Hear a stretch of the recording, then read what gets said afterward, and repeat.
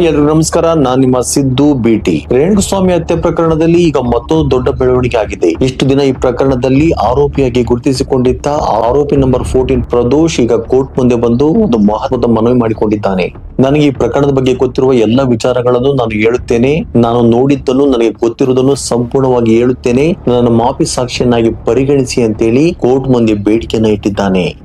ಅದರ ಜೊತೆಗೆ ಪ್ರದೋಷ್ ಅವರ ಪರ ವಕೀಲರು ಕೂಡ ಕೋರ್ಟ್ಗೆ ಅರ್ಜಿ ಸಲ್ಲಿಸಿದ್ದಾರೆ. ಇದು ಹೇಗೆ ಇಷ್ಟು ದೊಡ್ಡ ವಿಷಯ?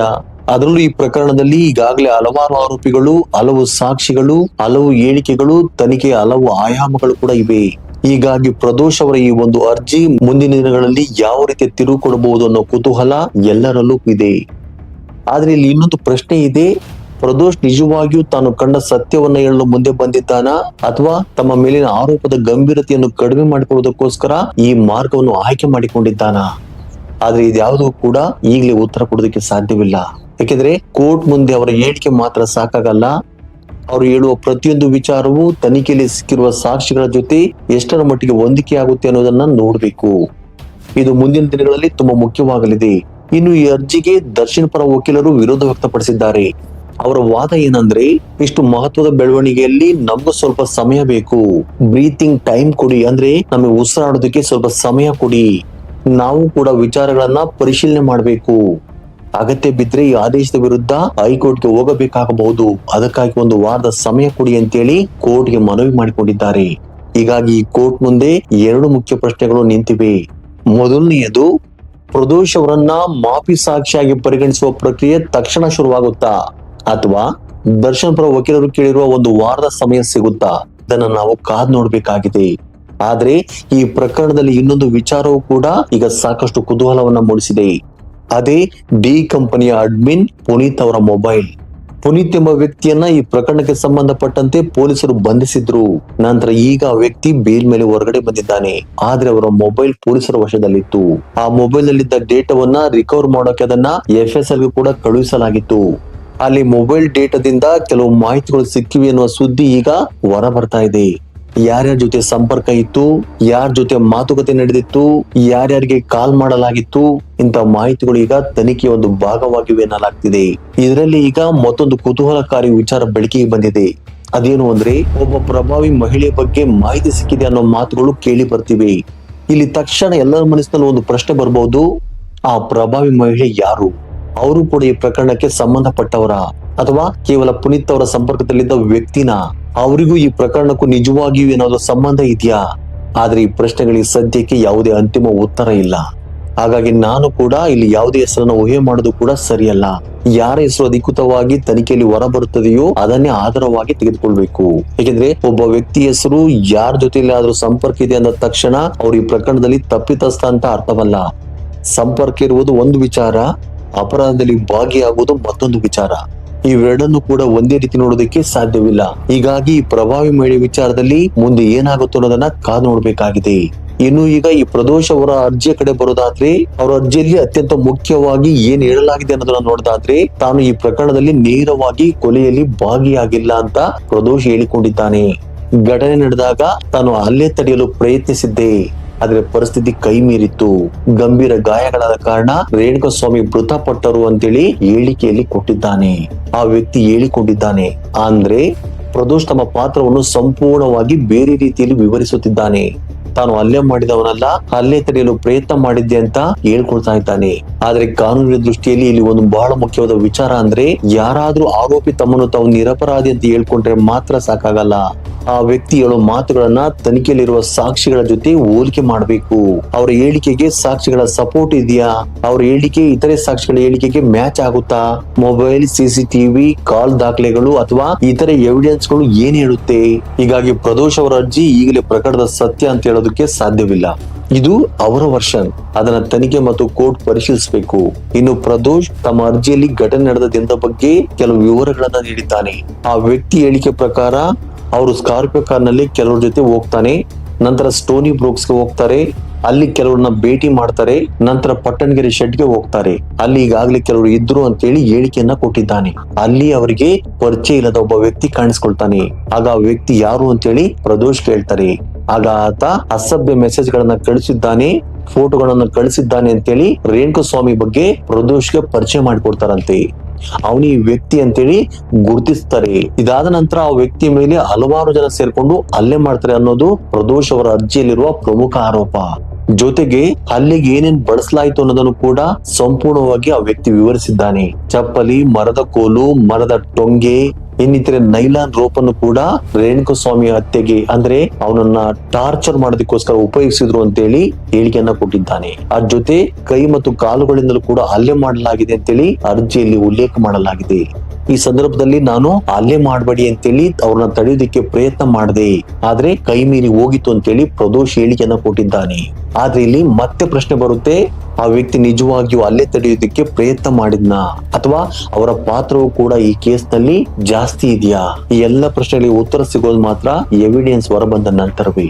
ಇನ್ನು ಈ ಘಟನೆ ನಂತರ ಮೊಬೈಲ್ ಫೋನ್ ಗೆ ಸಂಬಂಧಪಟ್ಟಂತೆ ಪ್ರದೋಷ್ ಕೆಲವು ವಿಚಾರಗಳನ್ನ ಹೇಳ್ತಾನೆ. ರೇಣುಕಸ್ವಾಮಿ ಅವರ ಮೊಬೈಲ್ ತೆಗೆದುಕೊಂಡು ನೋಡಿದಾಗ ಇನ್ಸ್ಟಾಗ್ರಾಮ್ ನಲ್ಲಿ ಗೌತಮ್ ಅನ್ನೋ ಹೆಸರಿನ ಖಾತೆ ಇತ್ತು, ಆದ್ರೆ ಅದು ಫೇಕ್ ಅಕೌಂಟ್ ಅಂತ ಹೇಳಲಾಗಿತ್ತು. ಆ ವ್ಯಕ್ತಿಯ ನಿಜವಾದ ಹೆಸರು ರೇಣುಕಸ್ವಾಮಿ ಅಂತ ಗೊತ್ತಾಯ್ತು.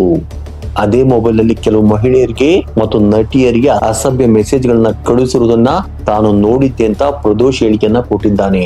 ಇಂಥ ವಿಚಾರಗಳೆಲ್ಲವೂ ಕೂಡ ಅವರ ಅರ್ಜಿಯಲ್ಲಿ ಹೇಳಲಾಗಿದೆ ಅಂತೇಳಿ ನಮಗೆ ಮಾಹಿತಿ ಸಿಗ್ತಾ ಇದೆ. ಇನ್ನು ನಂತರದ ಅತ್ಯಂತ ಪ್ರಮುಖ ವಿಚಾರ ಏನ್ ಗೊತ್ತಾ? ಪ್ರದೋಷ್ ಹೇಳುವ ಪ್ರಕಾರ ತಾನು ದರ್ಶನ್ ಮತ್ತು ರಾಘವೇಂದ್ರ ಸೇರಿದಂತೆ ಕೆಲವರಿಗೆ ಹಲ್ಲೆ ಮಾಡಬೇಡಿ ಅಂತ ಮನವಿ ಮಾಡಿಕೊಂಡಿದ್ದೆ, ಆದ್ರೆ ಗಂಭೀರವಾದ ಗಾಯಗಳಾಗಿದ್ದ ಕಾರಣ ರೇಣುಕಸ್ವಾಮಿ ಮೃತಪಟ್ಟ ಅಂತೇಳಿ ಅವನು ಹೇಳಿಕೆಯನ್ನ ಕೊಟ್ಟಿದ್ದಾನೆ.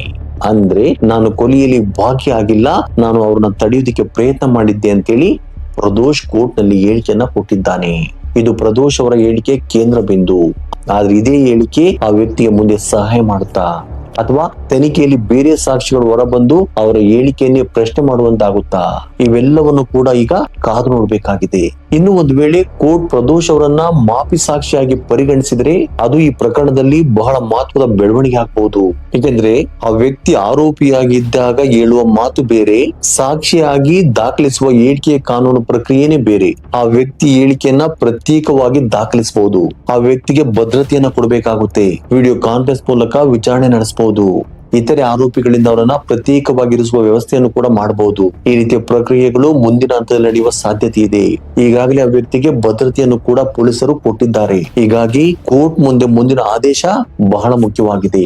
ಇನ್ನು ಪ್ರದೋಷ್ ಅವರ ಅರ್ಜಿಯಲ್ಲಿ ಮತ್ತೊಂದು ವಿಚಾರ ಕೂಡ ಗಮನ ಸೆಳೆಯುತ್ತಿದೆ. ಈ ಘಟನೆ ನಂತರ ಕೆಲವರು ಪೊಲೀಸರ ಮುಂದೆ ಸರೆಂಡರ್ ಆಗುವಂತೆ ಹೇಳಿದ ವಿಚಾರವನ್ನ ಅವರು ಉಲ್ಲೇಖ ಮಾಡಿದ್ದಾರೆ. ಹಾಗಿದ್ರೆ ಇದು ಸಾಕ್ಷಿಗಳನ್ನ ನಾಶ ಮಾಡುವ ಪ್ರಯತ್ನದ ಒಂದು ಭಾಗವಾಗಿತ್ತ ಅಥವಾ ಆ ಸಂದರ್ಭದಲ್ಲಿ ಪರಿಸ್ಥಿತಿಯನ್ನು ನಿಭಾಯಿಸಲು ಮಾಡಿದ ಪ್ರಯತ್ನವಾಗಿತ್ತ ಅನ್ನೋದನ್ನ ಇನ್ವೆಸ್ಟಿಗೇಷನ್ ಮೂಲಕ ತಿಳಿದುಕೊಳ್ಬೇಕಾಗಿದೆ. ಇನ್ನು ಈಗ ದರ್ಶನ್ ಪರ ವಕೀಲರು ಕೇಳಿರುವ ಒಂದು ವಾರದ ಸಮಯದ ವಿಚಾರಕ್ಕೆ ಬರೋದಾದ್ರೆ, ಅವ್ರು ಹೇಳಿರೋ ಪ್ರಕಾರ ಕೋರ್ಟ್ ತಕ್ಷಣ ಆದೇಶ ಕೊಟ್ರೆ ತಮ್ಮ ಕಡೆಯಿಂದ ಎಲ್ಲಾ ಕಾನೂನು ಆಯ್ಕೆಗಳನ್ನು ಪರಿಶೀಲಿಸಲು ಸಮಯ ಸಿಗೋದಿಲ್ಲ. ಅದಕ್ಕೋಸ್ಕರ ನಮ್ಗೆ ಒಂದು ವಾರದ ಸಮಯ ಬೇಕು. ಅಗತ್ಯ ಬಿದ್ರೆ ಹೈಕೋರ್ಟ್ಗೆ ಹೋಗಿ ಈ ಆದೇಶವನ್ನು ಪ್ರಶ್ನಿಸುವ ಅವಕಾಶವನ್ನು ಕೂಡ ಕೊಡಬೇಕು ಅಂತೇಳಿ ಹೇಳಿಕೆಯನ್ನ ಕೊಟ್ಟಿದ್ದಾರೆ. ಹೀಗಾಗಿ ಈಗ ಕೋರ್ಟ್ ಯಾವ ನಿರ್ಧಾರ ತೆಗೆದುಕೊಳ್ಳುತ್ತೆ ಅನ್ನೋದು ಮುಂದಿನ ಪ್ರಮುಖ ಬೆಳವಣಿಗೆ ಆಗಿದೆ. ಅಕಸ್ಮಾತ್ ಒಂದು ವಾರದ ಸಮಯ ಸಿಕ್ಕರೆ ಆ ಸಮಯದಲ್ಲಿ ಪ್ರದೋಷ್ ಅವರಿಂದ ಮುಂದಿನ ಸಾಕ್ಷಿ ಹೇಳಿಕೆ ಪಡೆಯುವ ಪ್ರಕ್ರಿಯೆ ತಡವಾಗಬಹುದು. ಆದ್ರೆ ಸಮಯ ಕೊಡದೆ ತಕ್ಷಣವೇ ಪ್ರಕ್ರಿಯೆ ಆರಂಭಿಸಿದ್ರೆ ಮುಂದಿನ ದಿನಗಳಲ್ಲೇ ಪ್ರದೋಷ್ ಅವರ ಹೇಳಿಕೆ ಕೇಸ್ ನಲ್ಲಿ ದಾಖಲಾಗುವ ಸಾಧ್ಯತೆ ಇರುತ್ತೆ. ಹೀಗಾಗಿ ಮುಂದಿನ ಕೆಲವು ದಿನಗಳು ತುಂಬಾ ಮುಖ್ಯ. ಇದರ ಜೊತೆಗೆ ಪುನೀತ್ ಅವರ ಮೊಬೈಲ್ ನಿಂದ ಸಿಕ್ಕಿದೆ ಎನ್ನಲಾಗ್ತಿರುವ ಡೇಟಾ ಕೂಡ ಮತ್ತೊಂದು ಆಂಗಲ್ ಆಗಿದೆ. ಯಾರ್ಯಾರ ಜೊತೆ ಸಂಪರ್ಕ ಇತ್ತು, ಯಾರ್ಯಾರ ಜೊತೆ ಮಾತನಾಡಿದ್ರು, ಅದರಲ್ಲಿರುವ ಆ ಪ್ರಭಾವಿ ಮಹಿಳೆ ಯಾರು, ಈ ಎಲ್ಲ ಪ್ರಶ್ನೆಗಳಿಗೆ ಅಧಿಕೃತ ಇನ್ವೆಸ್ಟಿಗೇಷನ್ ಇಂದ ಉತ್ತರ ಸಿಗಬೇಕಿದೆ.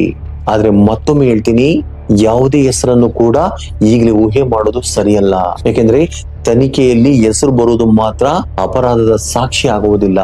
ಆ ವ್ಯಕ್ತಿಯ ಪಾತ್ರ ಏನು, ಅವರ ವಿರುದ್ಧ ಏನು ಎವಿಡೆನ್ಸ್ ಇದೆ, ಆ ವ್ಯಕ್ತಿ ನಿಜವಾಗಿಯೂ ಸಾಕ್ಷಿ ನಾಶ ಮಾಡಲು ಸಹಾಯ ಮಾಡಿದ್ರ ಅಥವಾ ಅವರ ಸಂಪರ್ಕ ಕೇವಲ ಸಾಮಾನ್ಯ ಸಂಪರ್ಕವಾಗಿತ್ತಾ, ಇವೆಲ್ಲವನ್ನು ಕೂಡ ತನಿಖೆಯಲ್ಲಿ ಸಾಬೀತಾಗಬೇಕು. ಇನ್ನು ಈ ಪ್ರಕರಣದಲ್ಲಿ ಆರಂಭದಿಂದಲೇ ಕೆಲವು ಕಾನೂನು ಸೆಕ್ಷನ್ ಗಳನ್ನ ಹಾಕಲಾಗಿದೆ. ಕ್ರಿಮಿನಲ್ ಕಾನ್ಫರೆನ್ಸಿ, ಕಿಡ್ನಾಪಿಂಗ್, ಅಸಾಲ್ಟ್, ಎಕ್ಸ್ಟೋರ್ಷನ್, ಕೊಲೆ, ಸಾಕ್ಷ್ಯನಾಶ, ಕಾಮನ್ ಇಂಟೆನ್ಷನ್ ಹೀಗೆ ಹಲವು ಆರೋಪಗಳಿಗೆ ಸಂಬಂಧಪಟ್ಟ ಸೆಕ್ಷನ್ ಗಳನ್ನ ಉಲ್ಲೇಖಿಸಲಾಗಿದೆ. ಅಂದ್ರೆ ಪ್ರಕರಣದ ತನಿಖೆ ಒಂದೇ ಒಂದು ವಿಷಯದ ಬಗ್ಗೆ ನಡೆಯುತ್ತಿಲ್ಲ, ಹಲವಾರು ವಿಷಯಗಳು ಒಂದೇ ಸಾರಿಗೆ ಪರಿಶೀಲನೆ ಆಗ್ತಿವೆ. ಇದೀಗ ಪ್ರದೋಷ್ ಅವರ ಈ ಅರ್ಜಿ ಕೂಡ ತನಿಖೆಯ ಮತ್ತೊಂದು ಭಾಗವನ್ನು ಮುಂದೆ ತಂದಿದೆ. ಒಬ್ಬ ಆರೋಪಿ ನಾನು ಎಲ್ಲವನ್ನು ಹೇಳುತ್ತೇನೆ ಅಂತ ಹೇಳ್ತಿದ್ದಾಗ ಇದು ನಿಜವಾಗಿದ್ರೆ ಪ್ರಕರಣದಲ್ಲಿ ಹೊಸ ಮಾಹಿತಿಗಳು ಹೊರಬರಬಹುದು. ಆದ್ರೆ ಆ ವ್ಯಕ್ತಿಗಳ ಪ್ರತಿ ಮಾತುಗಳು ಸತ್ಯ ಅಂತ ಹೇಳೋದಕ್ಕೆ ಈಗಲೇ ಸಾಧ್ಯವಿಲ್ಲ. ಅದು ತನಿಖೆಯಲ್ಲಿ ವೆರಿಫೈ ಆಗ್ಬೇಕು. ಅವರ ಹೇಳಿಕೆಗೆ ಸಪೋರ್ಟ್ ಮಾಡುವ ಎವಿಡೆನ್ಸ್ ಗಳು ಸಿಗಬೇಕು. ಇತರೆ ಸಾಕ್ಷಿಗಳ ಹೇಳಿಕೆಗಳ ಜೊತೆ ಅದು ಹೊಂದಿಕೆ ಆಗ್ಬೇಕು. ಆಗ ಮಾತ್ರ ಈ ಹೇಳಿಕೆಗೆ ನಿಜವಾದ ಮಹತ್ವ ಬರುತ್ತೆ. ಇನ್ನು ಈ ಪ್ರಕರಣ ಫಾಸ್ಟ್ ಟ್ರಾಕ್ ಕೋರ್ಟ್ ನಲ್ಲಿ ನಡೀತಿರುವುದರಿಂದ ಮುಂದಿನ ವಿಚಾರಣೆಗಳು ವೇಗವಾಗಿ ಸಾಗುವ ಸಾಧ್ಯತೆ ಕೂಡ ಇದೆ. ಆದ್ದರಿಂದ ಒಂದೊಂದೇ ದಿನವೂ ಇಲ್ಲಿ ಇಂಪಾರ್ಟೆಂಟ್ ಆಗಿದೆ. ಆದ್ದರಿಂದ ಇಲ್ಲಿ ಪ್ರತಿಯೊಂದು ಕ್ಷಣ, ಪ್ರತಿಯೊಂದು ದಿನವೂ ಕೂಡ ಇಂಪಾರ್ಟೆಂಟ್ ಆಗಿದೆ. ಈಗ ಎಲ್ಲರ ಗಮನ ಕೋರ್ಟ್ ನ ಮುಂದಿನ ಆದೇಶದ ಮೇಲೆ ನಿಂತಿದೆ. ಹಾಗಿದ್ರೆ ಪ್ರದೋಷ್ಗೆ ಒಂದು ವಾರದ ಸಮಯ ಸಿಗುತ್ತಾ ಅಥವಾ ತಕ್ಷಣವೇ ಮಾಫಿ ಸಾಕ್ಷ್ಯ ಪ್ರಕ್ರಿಯೆ ಶುರುವಾಗುತ್ತಾ? ಪ್ರದೋಷ್ನ ಹೇಳಿಕೆಯಲ್ಲಿ ಇನ್ನೇನು ಹೊಸ ವಿಚಾರಗಳು ಬೆಳಕಿಗೆ ಬರ್ತವೆ? ಪುನೀತ್ ಅವರ ಮೊಬೈಲ್ ಡೇಟಾದಿಂದ ಇನ್ನೇನು ಮಾಹಿತಿ ಸಿಗಬಹುದು?